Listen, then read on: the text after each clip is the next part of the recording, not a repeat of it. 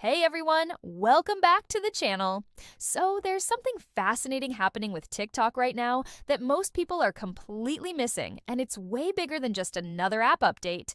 TikTok is quietly testing 60-minute video uploads with select creators, and while this might sound like just another feature, it's actually the final piece of a massive strategy they've been building for years. This isn't some sudden decision, it's the culmination of a carefully planned evolution that could completely reshape how we think about social media platforms. Let me take you back to where this all started because the story is actually pretty mind-blowing. When TikTok launched in 2016, videos were capped at 15 seconds. 15 seconds? That was it. The whole platform was built around this idea that people's attention spans were shrinking, and you needed to grab someone immediately or lose them forever. And honestly, it worked. Those short, punchy videos became addictive in a way nobody had seen before.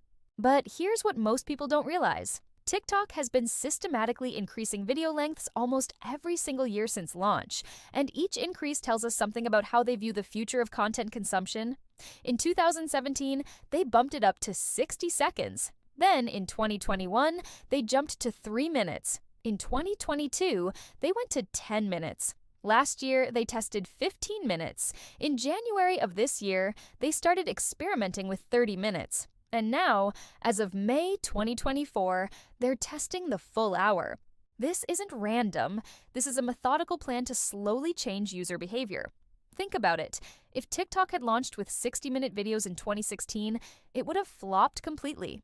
People weren't ready for that, but by gradually training users to accept longer content, they're essentially rewiring how we consume media without us even noticing. I talked to Marcus, a creator with about 800,000 followers, who got access to the 60-minute feature in the test group. He told me something that completely changed how I think about this whole thing. He said that when he posted his first 40-minute deep dive video about sustainable fashion, he was terrified nobody would watch it. But the engagement was insane. Not just views, but actual watch time. People were staying for the entire video. The comments were more thoughtful, more engaged. It wasn't just mindless scrolling anymore. But here's where it gets really interesting. TikTok's algorithm has been quietly evolving alongside these length increases.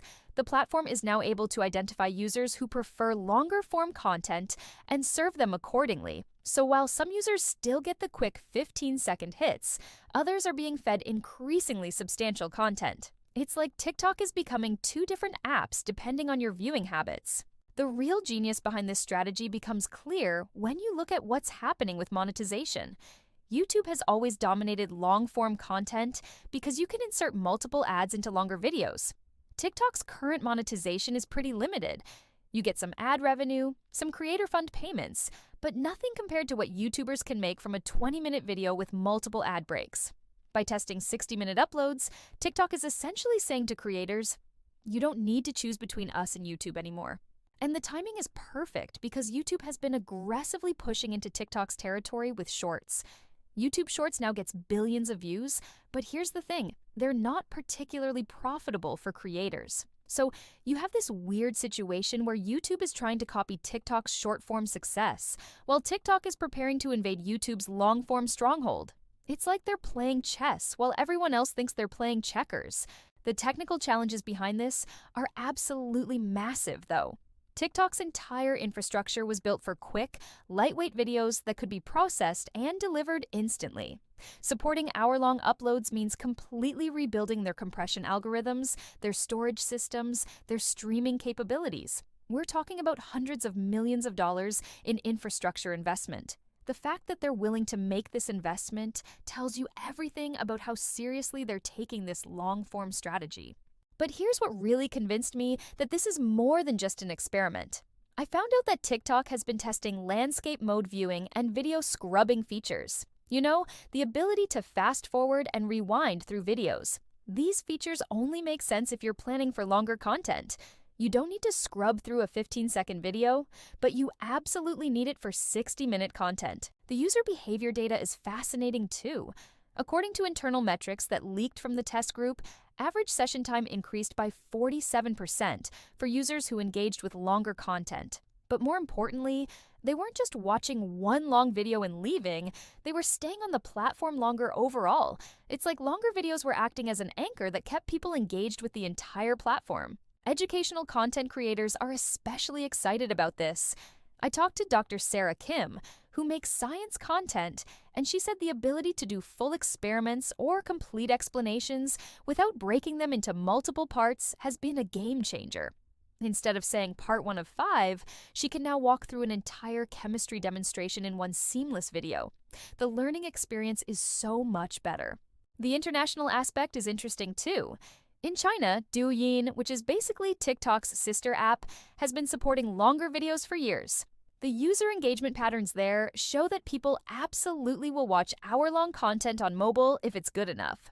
TikTok is essentially applying lessons learned from the Chinese market to the global platform.